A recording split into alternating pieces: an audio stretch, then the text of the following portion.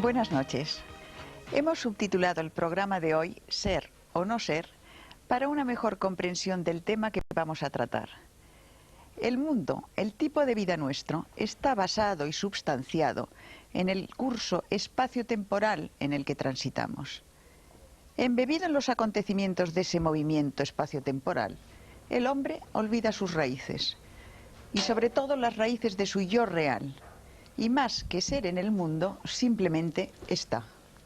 Y ese estar le pone a merced de lo circunstancial y lo transitorio, o sea, en manos del sufrimiento y de la muerte. Olvida lo permanente en función de la imagen cíclica y cambiante que le ofrece su ojo exterior y su mente más física. Por otro lado, desde la más remota antigüedad, han existido sistemas de enseñanza que empujan al individuo, desde la superficie al interior de sí mismo, desde la potencialidad de su imaginación a la realización y actividad de esa misma potencialidad, o sea, a la progresiva liberación de sus ataduras, tanto físicas como emocionales, como mentales. Vivimos ahora, en nuestra sociedad contaminada, nuestra sociedad occidental, vivimos el ofuscamiento y la pesadez que, emanando de lo cotidiano, ahoga esa realidad profunda de la que hablábamos. Se aprenden demasiadas cosas inútiles, se compite por casi nada y se obstruye masivamente y particularmente el canal que conecta lo divino con lo humano. Las técnicas de las que hoy nos hablarán nuestros contertulios pertenecen a diferentes culturas, pero la finalidad de la misma es desempolvar nuestra dormida conciencia a través del método de la meditación. El problema está, pues, en elegir entre ser un individuo o simplemente estar en el mundo sin ningún sentido. Todo ello es una sugerencia para una mejor expresión vital. Escúchenlos. Voy ahora a presentarles a nuestros invitados, que les hablarán, pues, de meditación y conciencia. Con nosotros está Jacobo Grinberg, psicofisiólogo, profesor de psicología de la Universidad Nacional Autónoma de México. Ha escrito más de 36 libros. Carlos Ortiz, investigador de la relación existente entre las técnicas de meditación chamánicas de don Juan Matus y las del místico español San Juan de la Cruz. Antonio Carán, director de la Casa Tíbet México, representante oficial del Dalai Lama, experto en budismo tibetano. Y don Rodolfo Flores, chamán mexicano, maestro en meditación chamánica mexicana. José Colastra, finalmente, especialista de nutrición ortomolecular y además autor de bastantes libros, 15 libros, creo, ¿verdad, José? Más o menos, sí. Bueno, pues la primera llamada que vamos a hacer es una definición, yo quisiera que me hicierais, de conciencia. A ver, ¿qué es para vosotros conciencia? Para luego, porque se va a hablar mucho en este coloquio, entonces vamos a definir esa palabra. Jacobo, ¿quieres empezar? No se puede definir. O sea, está más allá de definiciones. Si se pudiera definir, estaría limitada o sería algo menos que la definición. Ten en cuenta, perdóname que te interrumpa, que aquí nosotros en Europa tenemos, no sé, muy marcada, no sé si vosotros también, como definición de conciencia algo referente a la moral. Por esto quería que lo aclarases. ¿Comprendes? No, bueno, claro. Que hicieras esa distinción.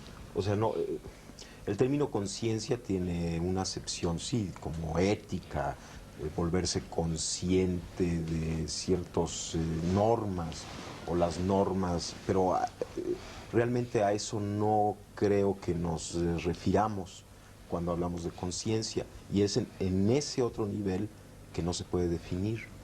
Podríamos decir que, por ejemplo, la cualidad de la experiencia es conciencia. Tú cuando ves una luz, realmente detrás o en el hecho, en la cualidad luminosa, está la conciencia. La luz no existe ni afuera ni adentro. O sea, no existe como un fenómeno físico, como tal como luz. En el espacio lo que existen son una serie de ondas electromagnéticas, cambios fotónicos. Tampoco existe en la actividad cerebral como luz. Como luz, en esa cualidad perceptual, es conciencia. De la misma forma el sonido. O sea, el sonido a nivel de espacio, físicamente no existe sonido. O sea, no existe nada en el universo físico similar al sonido. Lo que llamamos sonido es una cualidad de la conciencia, tal y como la experimentamos. O sea, si tú analizas a nivel físico lo que percibimos como sonido, pues es un conjunto de cambios vibracionales de moléculas de aire, pero no hay sonido ahí, como tampoco existe sonido a nivel físico, fisiológico. O sea, si tú penetras al cerebro y tratas de encontrar el sonido ahí, tampoco existe. Entonces es también una cualidad de la conciencia. De tal forma que la conciencia podría, en este nivel, no de normas éticas, ¿no?, conceptualizarse como lo que está por detrás de cualquier acto perceptual, lo que sostiene la cualidad misma de la experiencia. Esto podría ser.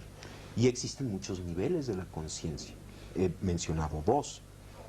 Digamos, la cualidad perceptual visual, la cualidad sonora, son dos niveles de conciencia, pero existen muchísimos otros niveles de conciencia y todos tienen en común el pertenecer a ese algo que está por debajo de todo, pero no se puede definir. Yo quisiera a partir de ahora que todos interviniesen en el momento que quisiesen sin esperar que yo diese entrada, porque esto es una conversación entre amigos y que cada uno aporte lo que le parezca más conveniente. ¿Seguimos la ronda? Bueno, yo sí creo que Jacobo maneja un concepto muy profundo y muy amplio de la conciencia, ¿verdad? En realidad a mí me ha fascinado el concepto de la conciencia como un factor común que puede definir la evolución, ¿verdad? Porque ahora ya sabemos cómo poder definir la definición, la evolución. Se habla ya de la evolución de la conciencia. ¿Qué es lo que evoluciona la conciencia, ¿no? Claro, en los términos más simples, pues la conciencia es una forma de percibir la realidad. Entonces yo percibo la realidad de una forma y después evoluciono mi conciencia y voy a percibirla de otra manera. Así de simple. Pero ese es un aspecto de la conciencia. La conciencia abarca todo, ¿no? Efectivamente. Es algo muy amplio. Pero sí hay, para definir esa evolución, se hablan de grados de conciencia. Van incrementándose los grados de conciencia, de claridad, de percepción de la realidad, de sentir la realidad, de comprenderla, de entenderla, ¿verdad?, conforme se va evolucionando. Y es algo tan sencillo como decir, bueno, en la infancia nosotros teníamos un nivel de conciencia, ¿no? En la juventud hay otro nivel de conciencia y en la edad adulta hay otro nivel de conciencia. ¿Hay alguien adulto? Ah, una pregunta. Porque creo que debe ser muy difícil en llegar a la edad adulta, ¿eh? No lo digo con palabra, sorna, ¿eh? Sí. No, la madurez. Una persona plenamente madura, digamos que sería una persona en un máximo grado de conciencia. Se puede definir así, ¿verdad? Desde el punto de vista budista también esto presenta un problema, en el sentido de que la evolución de la conciencia no tiene fin y no tiene principio. Es un continuum de procesos de percepción como chispas en la realidad que se van gestando momento a momento ad infinitum. Y en ese sentido, en la pregunta que usted hacía con relación a ¿hay alguna vez, en algún momento se es maduro?, es una pregunta que se hace mucho dentro de la tradición budista con referencia al estado último desde nuestro punto de vista de evolución humana, que es la budeidad, ¿no? Sí. Y se dice entonces si la budeidad es ese estado adulto, ese estado en donde se llega a esta maximización de la capacidad correcta de percibir la realidad. Y los budistas, los textos clásicos tibetanos y la tradición oral tibetana, dice que no, que este proceso de budeidad, en el momento en que se lleva a esta completa y pura estado de unificación perceptual, es solamente el principio de otro nuevo proceso. Y cuando se termine ese nuevo proceso, también ese estado de finiquitación de ese proceso, ¿no?, es el principio de otro, ad infinitum. Entonces, cuando hablamos de conciencia, hablamos de un proceso tremendamente complejo y, como bien decía Jacobo, muy difícil de definir, porque depende de a qué nos refiramos con conciencia. La conciencia, por ejemplo, desde el punto de vista tibetano, puede llamarse la conciencia intelectual, por ejemplo, que tiene que ver con todos estos procesos lógicos de raciocinio matemático que todos tenemos y que aprendemos a realizar a través de nuestra experiencia de vida, ¿no? y que tienen por propósito fundamental desglosar la realidad, categorizarla y hacerla familiar. Este es un tipo de conciencia, no la última, solamente un proceso de conocimiento. Pero hay un tipo de conciencia mucho más profundo, a la cual los tibetanos llaman yeshe. Y este tipo de conciencia la definen con una sola palabra: luminosidad. Y no es que sea una bola de humo luminosa que tengamos en algún lugar del cerebro y brille, sino es simplemente la capacidad de iluminar, en otras palabras, de hacer presente y de hacer parte de, un poco lo que definíamos como simplemente el conocimiento en sí, el darse cuenta. Y de hecho conciencia se puede traducir como este darse cuenta. Pero aquí volvemos a otro problema: ¿quién se da cuenta? ¿No? Entonces este es un problema que se trata mucho dentro de la tradición budista. No hay un punto central que se dé cuenta. Es un proceso unificado, pero muy complejo de definir también. Don Rodolfo, ¿cómo lo ve desde su punto de vista? Desde nuestro punto de vista chamánico, sin niveles académicos ni nada, lo vemos de la forma más sencilla. El despertar de la conciencia es encontrarse a sí mismo, y dentro de ese encuentro en sí mismo encontrar la luminosidad en el amor y en compartirlo hacia los demás por medio de la manifestación del espíritu, a través de el bien por el bien mismo. Es como nosotros lo concebimos, nada más. Colastra. Bueno, es una pregunta bastante... Hemos hecho la primera ronda. Sí, es una pregunta un poco difícil porque tiene dos lecturas: el nivel humano y la posibilidad de que conciencia se pueda describir desde otro nivel. Desde el punto de vista del nivel humano, pienso que el doctor Grimper tiene muchísima razón, porque el término conciencia es muy difícil de definir si lo limitamos exclusivamente a nuestro enfoque, a nuestro nivel. Pero desde un nivel trascendente, yo diría que conciencia, la cualidad que caracteriza de forma más precisa al término conciencia, es la de una presencia integrada, pues podríamos decir del verbo, es decir, de lo trascendente, de lo sutil, de lo que está más allá de lo contingente. Una presencia. Esa presencia se puede caracterizar pues por muchas cualidades y por muchos enfoques, pero en realidad es como si existiesen una serie de canales o de conductos a través de los cuales ese algo que también Carlos mencionaba, ese algo detrás percibe. La naturaleza de ese algo es la que los místicos han tratado de averiguar y han tratado de conectar, y eso les ha producido pues una serie de fenómenos que hemos llamado pues aparentemente milagrosos, pero creo que es una presencia integrada. Vamos a ver, me gustaría que cada uno de vosotros nos contaseis los sistemas que habéis aprendido o que practicáis para ese desarrollo de la conciencia, la metodología un poco, para que la gente sepa que hay diversos caminos y que incluso cada uno pueda escoger, digamos, que la sugerencia que vosotros lanzáis. ¿Quieres hablar tú, Jacobo? ¿Cómo no? Bueno, yo la técnica de meditación que más me gusta es la observación, porque el observador puede observarlo todo. O sea, todo el conjunto de cambios que ocurren, todas las modificaciones, todos los pues la infinita variedad de experiencias, todas ellas se pueden observar, y por lo tanto el observador es el que unifica. De tal forma que cuando tú aprendes a observar y cuando tú observas cualquiera de estos cambios desde esa referencia, el hecho mismo de poderlos observar te empieza a integrar. Por ejemplo, uno puede sentirse muy confuso o muy nervioso, ¿no?, en cierto momento. Bueno, uno, si recordara que puede observar el estado de confusión, el mismo instante en el que uno observa la confusión, se coloca en el punto de integración fuera de la confusión. Porque ¿quién es el que observa la confusión? Pues no puede ser nadie dentro de la confusión. Por lo tanto, en ese momento uno recuerda que la naturaleza propia está más allá de esa confusión. Esto no quiere decir que la confusión no exista o que no esté ocurriendo, está ocurriendo, es un fenómeno que está aconteciendo, pero el observador se encuentra siempre un paso adelante, por así decirlo, de toda la experiencia que está aconteciendo. O sea, de la no identificación con la circunstancia. Yo creo que es un poco más complejo que la no identificación, porque en cierto momento uno se da cuenta que todo lo que sucede es parte de la identidad.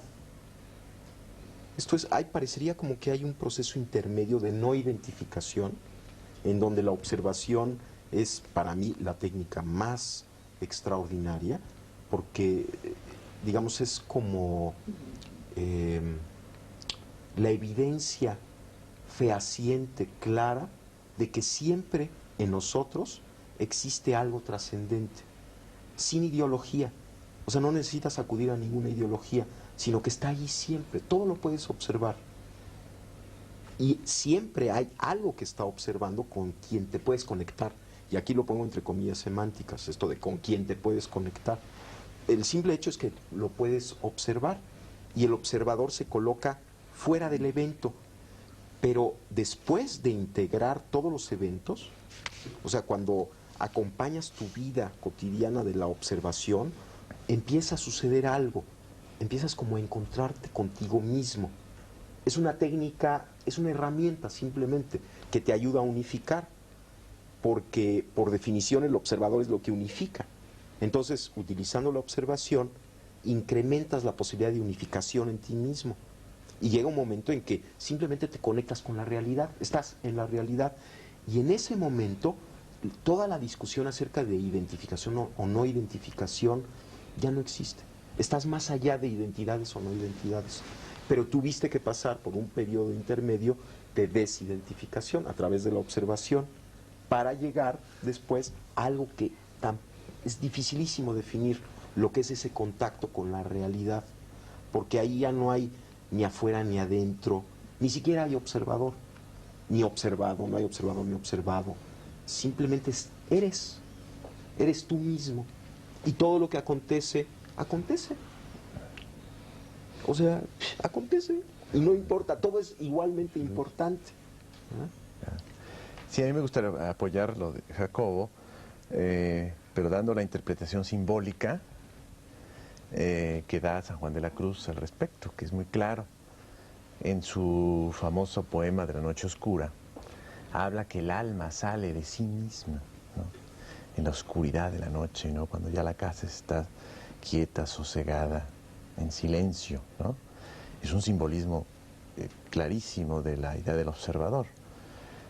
Por eso es tan importante saber que cuando se está observando a uno mismo, ¿verdad? Está uno en el nivel del alma, hablando del cristianismo, ¿no? En el caso de don Juan Matus, hay esa percepción dividida. Y cuando uno está observándose, ¿verdad? Está uno en una especie de percepción dual, y en uno de los niveles de esa percepción está uno en lo que llama el conocimiento silencioso, o sea, en el nivel del espíritu, ¿no? Y en el otro está en el nivel de la razón, ¿no? O sea, coinciden perfectamente tanto San Juan como don Juan. Y ese es el trabajo de hacer que el alma salga. Durante la meditación se supone que el alma sale, se oscureció el cuerpo, se suspendió el diálogo interno, ¿verdad? Eso ocurre, se supone, durante la meditación. Y la meditación que propone don Juan Matus es, a través de esa suspensión del diálogo interno, como que nos vamos separando hasta que nuestra percepción queda dividida. Y sí considero que es un proceso muy importante de intermedio antes de llegar a algo más avanzado, como lo decía Jacobo, pero creo que el primer paso es desidentificación. De hecho, toda la idea cristiana, todo lo que plantea Jesucristo es una desidentificación, es un desapego. La idea de la renuncia es desidentificarnos de esa involucración que decías muy bien en la introducción, ¿no? ¿Cómo estamos? No somos, sino estamos en un proceso de involucración total con el mundo, ¿no? Entonces tenemos que salir del mundo. Pero no es del mundo digamos, el mundo de todos los días, sino del mundo de acá adentro que De hemos los apegos, introyectado. el mundo de los apegos El mundo de los exteriores. apegos y de las identificaciones. Es del que nos tenemos que salir, el alma tiene que salir, sin ubicarnos. Y a partir de ese trabajo de estar como en una percepción dual constante, entonces vamos a empezar un proceso muy importante, ¿no? Que ya estaba describiendo Jacobo, ¿no? Había un programa de televisión hace muchos años que se llamaba ¿Cómo es, cómo se hace? Pues esa es la pregunta que voy a lanzaros ahora a todos. Si quieres contárnoslo desde el punto de vista budista, luego volvemos y os vais interrumpiendo y vais comentando. Sí, claro. Y seguimos. Desde el punto de vista budista, definir un poco este proceso de trabajo interior o de trabajo psicológico, porque de hecho es un trabajo psicológico que desde el punto de vista budista está muy alejado de toda una metodología religiosa o una visión mística, es una transformación de nuestra percepción para percibir correctamente. Y si lo tuviéramos que definir en pocas palabras, creo que lo haríamos con 3. Primero, un proceso de concentración. ¿Qué es un proceso de concentración? Desde la perspectiva budista y de hecho desde la perspectiva psicológica, uno de los graves problemas en la percepción humana cotidiana, normal, común y corriente, es el hecho de que nuestra mente, por malos hábitos, ¿sí? Psíquicos o mentales, no puede estar en un solo momento y en un solo lugar integralmente. Esto quiere decir que constantemente brinca al pasado o brinca al futuro. Si nosotros cerramos nuestros ojos un momento y hacemos el experimento, veremos cómo si nos ponemos la idea pera en la cabeza, muy pocos de nosotros podemos permanecer en la idea pera, porque se nos ocurre que hemos dejado la leche en la cocina con el fuego prendido, que mañana tenemos que ir al doctor o al dentista, o que se nos va a hacer tarde para el trabajo, y brincamos, ¿no? Constantemente. No estamos aquí y ahora, que es lo único que existe en la realidad. El primer proceso, este primer proceso que tenemos que integrar dentro de nosotros mismos, que es un poco de lo que hablaba el doctor Greenberg y de lo que hablaba Carlos Ortiz, es primero aquietar al cuerpo, ¿no? Dejar que duerma en esa noche oscura para que el alma pueda salir. Obviamente esto desde el punto de vista budista de que el alma pueda salir es un simbolismo. Nada sale, ¿no? Ni entra tampoco. Este es el primer paso. El segundo paso dentro del sistema o la tecnología budista en este sentido es la apreciación. Una vez que paramos, ¿sí?, esta serie de proyecciones que le hacemos a la realidad y de prejuicios que son el resultado básico de estar en el futuro y en el pasado, de prejuiciar mi realidad o de proyectar en ella fantasías, y específicamente formas fantasiosas de existencia, que son que las cosas las vemos como eternas, independientes y no cambiantes, ¿sí? O tratamos de verlas así, y esto está completamente en contradicción como con las cosas realmente son, transformativas, impermanentes, interrelacionadas, etc. Empezamos a través de esta concentración de ver una sola cosa en un solo momento, a apreciar la realidad. En otras palabras, a ver lo valioso, único y extraordinario que es cada evento de percepción. Poéticamente hablando, el mundo tibetano le llama a esta percepción, a esta apreciación de la realidad, el descubrir la magia de lo ordinario. El hecho de que cada evento, por ordinario, común y corriente que aparente ser, es extraordinario, porque algo vivo y algo real acontece en cada instante y en cada momento. Este es el segundo paso, es este extrapolarse o salirse, que insisto, no es un salirse, sino es un abrirse, es un apreciar la realidad. Y después de esta concentración y de esta apreciación de la realidad, viene el entendimiento de la misma. Y el entendimiento de la misma es la fusión directa, la integración o la síntesis de la percepción con la realidad, más allá de sujeto experimentador y objeto experimentado. Esto no quiere decir que hay un extra, un espíritu en los aires que percibe más allá de esto, sino que desde el punto de vista psicológico lo que sucede es que lo que importa en este momento tan especial de percepción ya no es el observador que se desdobla para percibir y trae a sí mismo la percepción, sino la relación. Deja de importar observador y observando, y lo único que existe e importa es la relación.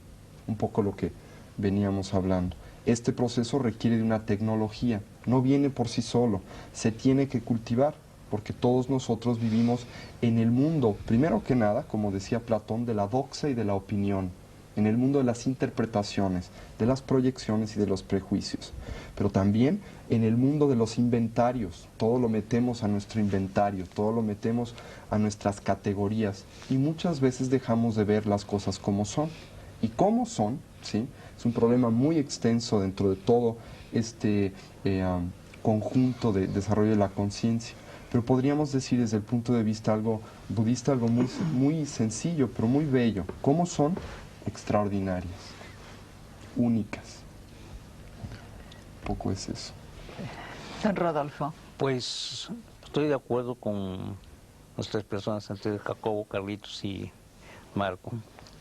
Nosotros también llevamos el mismo sistema de la concentración primero para poder llegar a un desarrollo psíquico y poder tener la suficiente capacidad de desligarnos de la vida real, que se le llama aquí, ¿no? Para llegar a la vida interior y poder percibir todo lo que está a nuestro alrededor. Pero las técnicas pues no varían, son las mismas, ¿no? La concentración, la entrega total, ¿no? El desprendimiento de todas las cosas que nos atan aquí, en el aspecto materialista.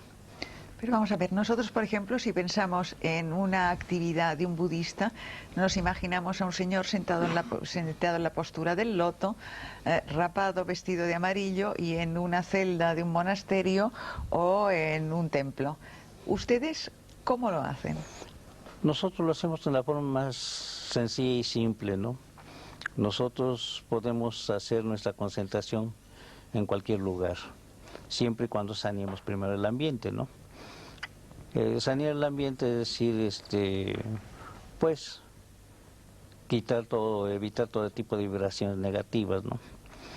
Pero lo único que tenemos que hacer es sentarnos, concentrarnos y recibir esa energía que nos da la capacidad de la percepción o del acecho, como decía aquí Jacobo, ¿no? Creo yo que es de lo más simple, ¿no? Que pues hemos heredado por el tradicionalismo, por lo que sea, ¿no?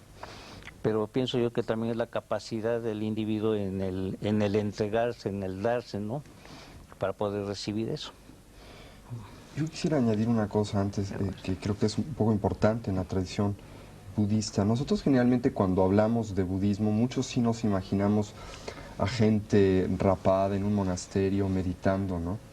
Esto es una imagen correcta desde cierto punto de vista, puesto que esto hacen los monjes budistas, pero estrecha, porque no es solamente eso lo que hacen.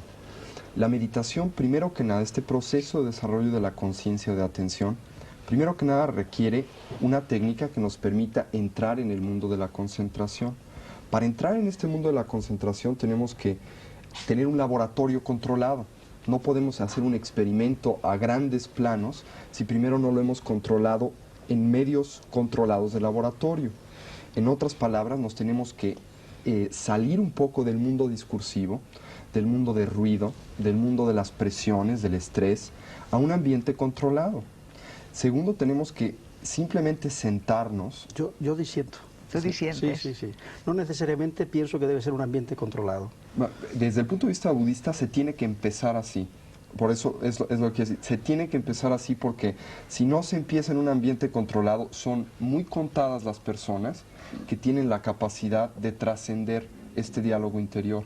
Es muy fácil decir desde el punto de vista budista, bueno, concentrarse es nada más pensar en una cosa.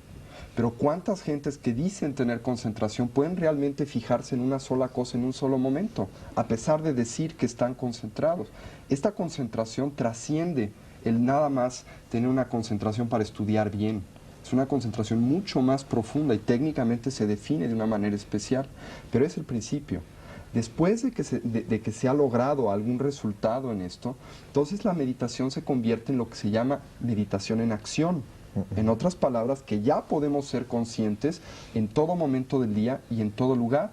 Nos podemos dejar crecer el pelo, podemos salir del monasterio, ¿sí? Y estar consciente hasta de que la mosca vuela. Pero Perdona, primero tenemos que empezar. Déjame que Sí. le tú tú estás diciendo que para empezar esas técnicas hay que retirarse del mundo, o se pueden hacer esas técnicas en medio de la Plaza Roja de Moscú, quiero decir. Para empezar estas técnicas, uno se tiene que retirar de su diálogo interior. Pero no del mundo. No necesariamente. Pero lo más momentáneamente. sencillo, lo más sencillo, lo más útil es hacerlo, ¿no? Si estamos en medio de la Plaza Roja y somos guardias y nos están dando órdenes, es muy difícil que tengamos el tiempo, la conciencia de hacerlo. No imposible, y hay técnicas para hacerlo dentro del budismo, pero es difícil. El budismo es un sistema tremendamente realista. Entonces dice, ¿no? Es muy fácil andar en bicicleta, pero si ustedes no primero aprenden con 2 rueditas, luego le quitan otra y luego el padre lleva la bicicleta, pues sí, habrá alguien que pueda andar a la primera, pero será el 1%. Sin embargo, hay muchas más vías aparte del budismo. Sí, La vía chamánica es una de ellas, ¿no? La que tú y otras vías, ¿no? crees. Yo creo que la conciencia es una paradoja. Es una paradoja verdaderamente iluminadora, porque el observar la realidad y ser consciente al mismo tiempo de los propios procesos internos puede llegar a clarificarnos el horizonte. ¿Cuántas personas encuentran un fenómeno, por ejemplo, tan esquivo de investigar, precisamente de crear condiciones de laboratorio o de control, como decía Antonio, en el fenómeno de la sincronicidad, que ya estudió Gustav Jung? Es decir, hay como una especie de camino de doble vía. Por una parte hay una observación de lo exterior y por otra parte otra observación de lo interior. ¿Cuántas veces un sueño, una visión onírica, nos plantea una imagen que después se refleja en el exterior y nos confirma que el exterior y el interior son la misma cosa? Entonces, yo pienso que el fenómeno o el intento de llegar a una trascendencia y a un desarrollo de la conciencia está basado precisamente en la observación y la comprensión y la aceptación de esa paradoja. Y el saber que podemos situarnos en la percepción exterior y en la percepción interior. Y el saber también que, en definitiva, en un nivel trascendente son la misma cosa. Entonces, si partimos de esa base, y sobre todo en el aspecto de la educación, en la cual Jacobo es un experto en el tema de trabajo con niños, nos damos cuenta de que, pues simplemente se trata de educar la observación, de saber qué es lo que vemos y qué es lo que ve dentro de nosotros. ¿Tú practicas alguna técnica especial? Sí, yo utilizo, en el tema meditación, utilizo la meditación con cristales de cuarzo. Porque pienso precisamente que una forma muy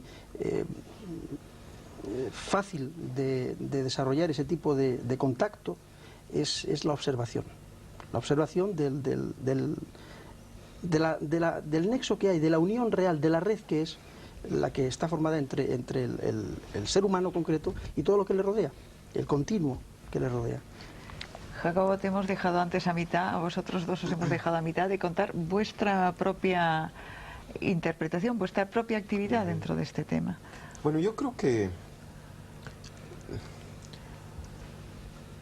no sé cómo decir lo que estoy sintiendo o lo que estoy pensando. Yo pienso que hay que encontrarse a uno mismo. Y en esto estoy totalmente de acuerdo con don Rodolfo.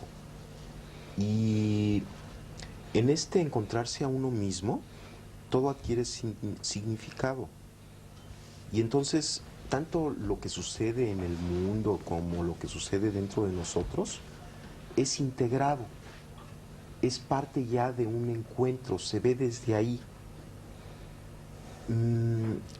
Es delicioso el momento en el que uno pierde todo concepto y toda preconcepción y todo aparece fresco y todo es nuevo. Y esta observación de momento a momento, como decía Tony, acontece. Pero hay algo que está detrás de esta percepción y que yo no puedo pensar que no exista. Y es uno mismo, que no es el ego. No, es el sí mismo que diría Ibn Arabi o sí, es el los sí místicos mismo, estos. que está más allá de más todos allá, los eventos cambiantes. Es algo que uno tiene que encontrarlo y también es muy difícil definirlo, pero tiene que haber aquello, porque si no hay eso, entonces no hay significado. Y yo pienso que el significado es muy importante. Y tampoco me estoy refiriendo a un significado lineal o restringido. Pero yo indiscretamente te preguntaba cómo lo haces, qué técnica usas, Mira, qué es lo que quería saber claro, de que los que faltabais ahora para... Mira, yo la técnica que Sí. utilizo consiste en una primera fase, te sientas, cierras los ojos y empiezas a observar tu respiración. Empiezas a observar tu respiración y van a aparecer pensamientos, van a aparecer sensaciones, no las reprimes. Por ejemplo, si aparece un pensamiento, pues lo dejas pasar y vuelves a tu respiración. Aparece otro pensamiento, lo dejas pasar, lo observas cómo nace y muere y vuelves a tu respiración. Que por cierto es una técnica común con el budismo, es exactamente lo que se hace en un primer nivel en el budismo, Sí. igual. Esto como que te prepara porque en una primera fase tienes que aprender a concentrarte, tienes que aprender a centrar tu atención, tienes que limpiar tu mente. Y la forma de limpiar la mente no es peleándose en contra de la mente, Exacto. ni es, no la puedes quitar, no hay forma de quitarla. Y si peleas en contra de ella es lo peor que puedes hacer. porque Constriñirla, entonces que no piense, eso no se puede la hacer. fortaleces, pero tampoco pienso que es malo tener mente. Hombre, es necesario tener un entendimiento, es maravilloso porque sería desastroso quedarnos sin esta Claro. parte. Sí, pero hay que trascender un nivel Claro, de pero esta entendimiento. mente que nos molesta, estos pensamientos repetitivos, yo pienso que sí hay que limpiarlos y la forma de limpiarlos es aceptarlos. Paradójicamente es aceptarlos y dejarlos pasar y dejar que afloren y que afloren y que afloren hasta que llega un momento en el que empiezan a calmarse y entonces uno puede fundirse con la respiración, estar en ese punto. En ese Bueno, instante. esa es una primera fase de la técnica. Una segunda fase consiste en empezar, por ejemplo, a observar tus pensamientos, tu cuerpo, tus sensaciones, unificar tu cuerpo, recorrer tu cuerpo, observar parte por parte, ir sintiendo, aceptando, sin pelearte en contra de tu cuerpo, sin juzgarlo, sin analizarlo, sino simplemente, por ejemplo, después de que estás en esta respiración ya concentrada, empiezas a sentir la parte alta de tu cabeza, las sensaciones táctiles, las sensaciones de la superficie. Después empiezas a sentir cada parte de tu cuerpo, vas como bañándolo, recorriéndolo poco a poco, hasta que llega un momento en que puedes observar tu cuerpo como una unidad. Es como recuperar tu imagen corporal. Entonces observas tu cuerpo, estás de testigo de tu cuerpo al mismo tiempo que sintiéndolo. Cuando logras hacer esto, el budismo, porque es una técnica budista, se llama vipassana. Es una forma muy extraordinaria de curarse, de limpiarse, además de colocarse en el punto de observación en donde puedes percibir todo tu cuerpo como una unidad, estás aceptando todo lo que sucede ahí, pero estás en una posición trascendente con respecto al mismo. Exactamente. El siguiente paso es empezar, en la técnica que yo practico, es empezar a activar una percepción simultánea, de tal forma que percibes todo tu cuerpo, con todas sus sensaciones corporales, y simultáneamente tu respiración. Exactamente. El siguiente paso implica, por ejemplo, poner atención a tus pensamientos. Entonces, percibes tus pensamientos, qué pensamientos hay, qué relaciones hay entre un pensamiento y otro, qué redes de pensamientos acontecen, y las percibes con la misma actitud que percibiste tu respiración y tu cuerpo, sin juicios, sin análisis, aceptando todos los pensamientos que acontezcan, pero colocándote de testigo de los mismos. Estás al mismo tiempo sintiendo, viviendo tus pensamientos, pero en el punto de trascendencia con respecto a ellos. La siguiente fase implica observar simultáneamente tu cuerpo, tu respiración y todos tus procesos mentales. Una observación simultánea. Bueno, una vez que acabas esto, que puedes realizar esta observación simultánea, empiezas a poner atención a tus emociones. ¿Qué cambios emocionales hay? ¿Cuáles son los tonos emocionales, la luminosidad emocional, las cualidades de la emoción? Y observas tus emociones con la misma actitud con la que observaste tus pensamientos, tu cuerpo y tu respiración. Cuando logras esta observación de tus emociones, observa simultáneamente tu respiración, tu cuerpo, tus pensamientos y tus emociones. Después empiezas a observar de la misma forma tus imágenes internas, hasta que logras una percepción, una observación igual que como observaste el otro, sin juicio, sin análisis de tus imágenes internas, y haces simultánea la observación de tu respiración, tu cuerpo, tus pensamientos, tus emociones y tus imágenes internas. Pero El siguiente paso consiste en observar los sonidos del medio ambiente y observarlos de la misma forma en la que observaste tus pensamientos, tus emociones, tu cuerpo, y hacer una observación simultánea de medio ambiente, cuerpo, emociones, pensamientos, etc. Después, observar el mundo visual. Llega un momento en que cuando puedes hacer una observación simultánea de todos los componentes de tu experiencia, sucede algo extrañísimo. Hay una especie de umbral que se atraviesa y te conectas contigo mismo. Pero ¿quién es el ti mismo con quien te conectas?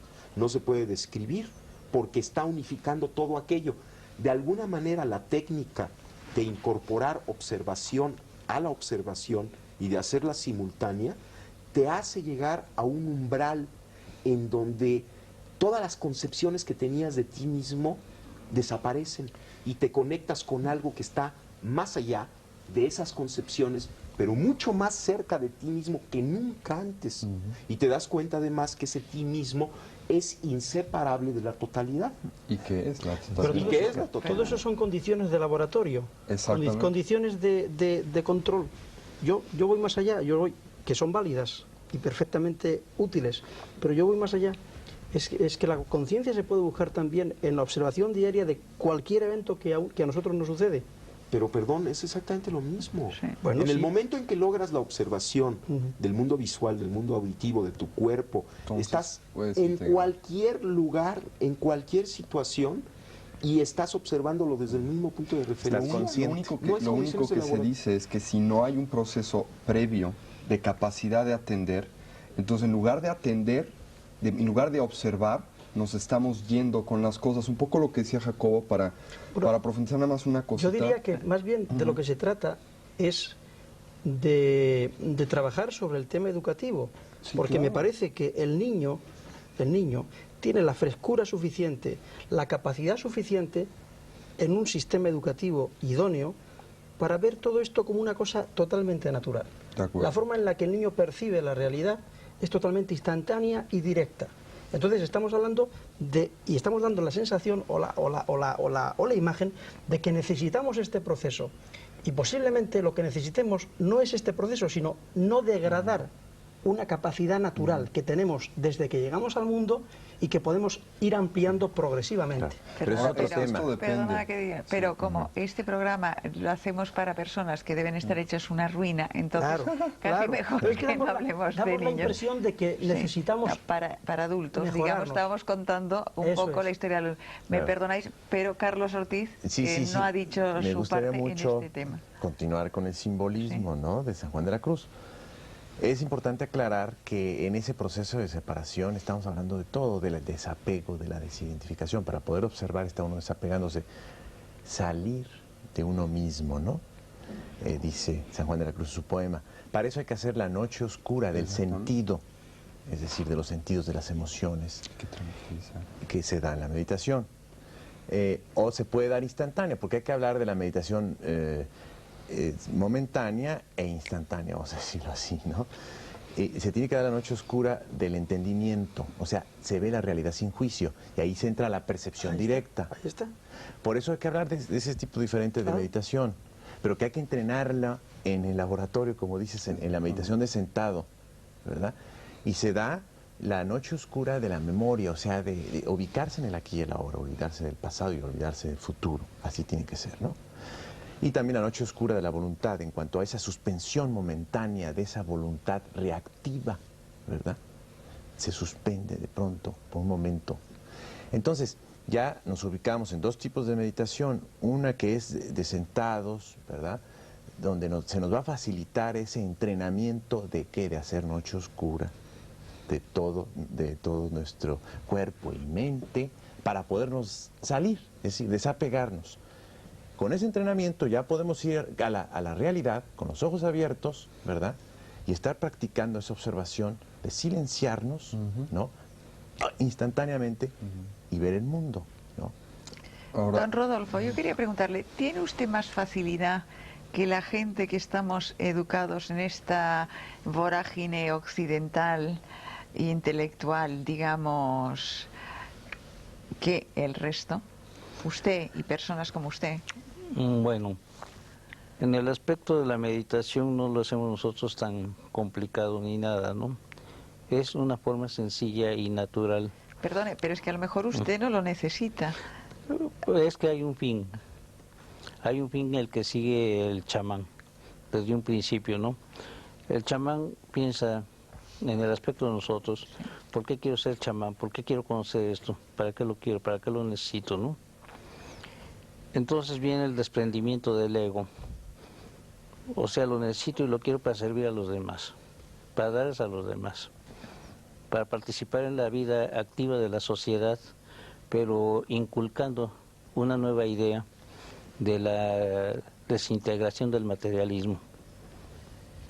¿Pero solo con este fin o va más allá? El fin también de llegar a la evolución, el fin de alcanzar mayores niveles de conciencia, el acercamiento, por decirlo, a Dios, ¿no? De llegar hacia Dios. El chamán en México se basa mucho sobre la filosofía o la doctrina del Maestro Jesús de Nazaret, ¿no? Amar al prójimo como a ti mismo. Entonces seguimos todos los principios de ello. Si vamos a hacer una cosa, la vamos a hacer con todo el amor debido para que salga bien. Si no tenemos esa capacidad de amor, pues no podríamos hacer nada. Si lo hiciéramos por el dinero, lo hiciéramos por los obsequios, o lo hiciéramos por todo ese tipo de cosas, o porque se nos corresponda con agradecimiento y esas cosas, pues no sería seguir esa enseñanza. Entonces lo hacemos con el fin de alcanzar el tesoro propio de la satisfacción de dar por dar. ¿Son ustedes capaces de acelerar la práctica de otra persona? Pues todo depende también de la persona que quiera recibir este tipo de enseñanza, ¿no? Pudiéramos decirle. Ninguno de nosotros somos maestros. Todos siempre estamos aprendiendo de todos. Yo estoy aprendiendo mucho de ellos. Pero en diferentes grados. Pues digo, siempre yo me considero siempre un discípulo de todos mis amigos, de todas las personas con las que trato. Él ha tocado un tema importantísimo que no podemos que no podemos soslayar, es el tema del amor. Hablamos de conciencia, pero conciencia sin amor o con amor. Es que si no hay amor, si nos limitamos solamente a definir la conciencia como una cualidad perceptual o como una cualidad de testimonio atestiguadora, estamos dejando atrás o estamos olvidándonos de algo que es fundamental. es que la verdadera conciencia requiere amor. O sea, desde el punto de vista budista, cuando hablamos de amor, hablamos de la motivación. ¿Qué es lo que motiva al guerrero espiritual, al bodhisattva, ¿no?, a actuar en el mundo? Lo motiva el poderse relacionar con él. Pero aquí hay algo muy importante desde el punto de vista de la tradición budista, que la motivación es fundamental, el querer ayudar, el querer aportar nuestro conocimiento en pro o en beneficio del prójimo. Esto es fundamental.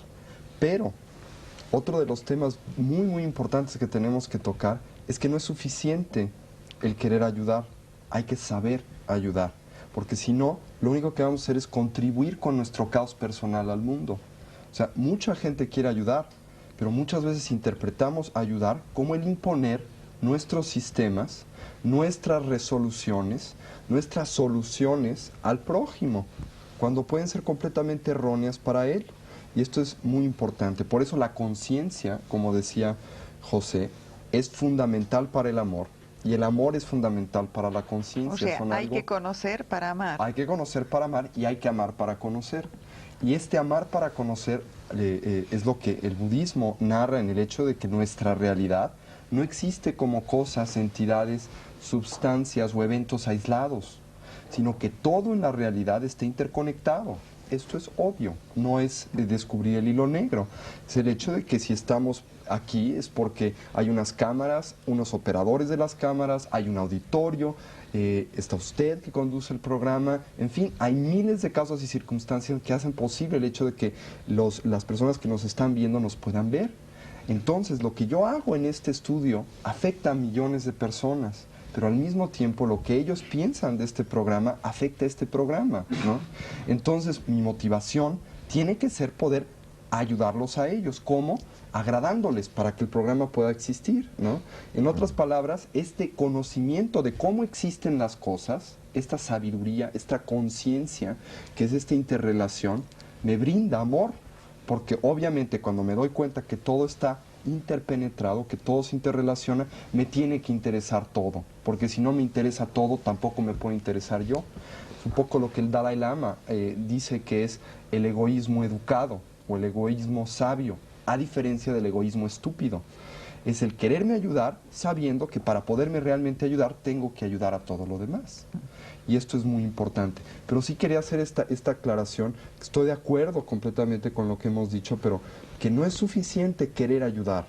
Hay que saber ayudar, porque si no se corre muchas veces el peligro de, a la manera, por ejemplo, medio oriental, de querer imponer al infiel lo que está bien, porque esto lo va a liberar, ¿no? Y entonces pues vamos a matar a todo mundo, etcétera. El problema que acabas de nombrar no es tanto de una imposición, sino de un desconocimiento de su propia ley, que no es lo mismo. ¿Eh? Yo quisiera decir algo. Yo me refería a un umbral. En esta observación simultánea tiene toda una base o explicación fisiológica este umbral, y es algo muy espectacular el llegar a él, porque cuando se llega a él hay un cambio en el sentido de que ya no se quiere, y aquí un poquito difiero de lo que acaban de decir mis compañeros, ya no se quiere ayudar o no ayudar, ya no se acompaña la conciencia del amor, sino que se vuelve lo mismo. Pero esto ya es un paso muy evolucionado. No hay ni conciencia ni amor, simplemente hay esta realidad. El ser. Pero aquí ya y hablas es de todo fútbol. amoroso, Sí. no tiene una cualidad de amor añadida, sino que es lo mismo. Pero ahí estás hablando ya de la iluminación en sí. Antes de la iluminación, para partir y poder llegar a este proceso, tiene que haber la conciencia de amor. Yo creo que nos hemos dejado, perdóname, a Carlos Ortiz, que no nos ha acabado de contar exactamente cuál era su técnica y su método, que eso sí también más nos o menos le he interesa. dicho, en pocas palabras, la noche oscura de San Juan de la Cruz, la noche activa, ¿verdad? La noche activa, es suspender el diálogo interno. Simplemente suspender el diálogo interno, suspensión de procesos intelectuales, incluso emocionales, ¿no? Y si suspendemos el diálogo interno, digamos como que nos vamos separando, vamos a tratar de explicarlo, ¿no? En cualquier sitio, en cualquier momento, De todo. o se necesita un lugar específico, como decía antes Tony. El hacerlo en un lugar específico va a reforzar esa posibilidad. Pero hay que comprender que lo importante es ya sacarlo a la acción, ¿no? A veces se olvida eso. Ocurre mucho que se mediten sentado, pero después el diálogo interno empieza. Entonces, eso va a reforzar a la clave de todo, que es suspender el diálogo interno. Entonces, en la vida salimos a suspender, a parar el mundo, porque es tan difícil suspender el diálogo interno, que es parar todo un mundo, es parar todo nuestro mundo que traemos aquí. Y se va dando, curiosamente, ese proceso como de separación conforme vamos suspendiendo el diálogo interno, hasta que vamos quedando separados. Es decir, ya después estamos ya observando. Al observar, paramos el diálogo interno, hacemos noche oscura, ¿no? Y hasta que ya nos quedamos en los dos, por decirlo de alguna manera. ¿Qué significa eso? En el momento en que uno ya está trabajando la meditación constantemente y está consciente de todo lo que está ocurriendo. ¿Qué ocurre allí? Ya desde que empieza a suspender el mundo, el diálogo interno, esa mecanicidad de nuestros pensamientos y nuestras acciones, se empieza el ver. que es la contemplación en el místico. Y empieza a ver uno los significados profundos de la existencia. ¿Por qué? Porque ya está uno en la percepción directa del mundo. Antes uno veía con el filtro, decía don Juan, que estábamos siempre un paso atrás, ¿no? Porque entre yo y el mundo está la descripción que tengo en mi cabeza. Entonces estoy viendo el mundo a través de un filtro, ¿no? Entonces hay que apagar ese filtro a través de la suspensión del diálogo interno. Ya veo directamente, ¿verdad? Hay la percepción directa y ya estoy como dividido, lo cual me va a llevar a la larga a un proceso impresionante que me va a permitir ir conciliando los opuestos de la vida. O sea, si logro mantener esa posición de meditación activa, de estar en dos lugares al mismo tiempo, como dice don Juan, estar en el lugar del conocimiento silencioso y de la razón al mismo tiempo, si mantengo esa posición, se empiezan a conciliar los opuestos de la vida y empieza uno a ver la vida de otra manera. Así es. Yo Esa es quería un poco saber... la paradoja que yo mencionaba Sí, antes al de la principio. conciencia de doble vía. Ahora, yo quería preguntaros una cosa. La ¿Una paradoja. mayor adquisición de conciencia es de alguna manera un mayor desarrollo energético? ¿Hay una relación entre conciencia y energía? ¿El proceso de aprendizaje genera una mayor energía en el individuo o un mayor despliegue? ¿Y hay una relación? Pero ¿desde qué punto de vista quieres? ¿Energético? Desde el punto de vista fisiológico, por ejemplo. ¿Biológico? Bueno, si el desarrollo de la conciencia implica una expansión de la misma, como parece ser que lo implica, Bien, ¿no? Y por lo tanto, evidente. la expansión de la conciencia implica que cada vez te abres a mayores y mayores realidades, las haces tuyas, dejas de estar separado de mayores y mayores realidades, y en eso es la expansión de la conciencia. O sea, tu conciencia primero era la consecuencia o la consideración de que tu yo estaba restringido a tu cuerpo. a Yo tu no me estoy personalidad. refiriendo solo a esto, ¿eh? Yo me estoy refiriendo a niveles energéticos Sí, sí. concretos. Sí, ahí voy. Sutiles. Entonces, si la expansión de conciencia implica el incorporar lo que antes era externo a ti como parte de ti mismo, ¿sí? Si esto es así, entonces definitivamente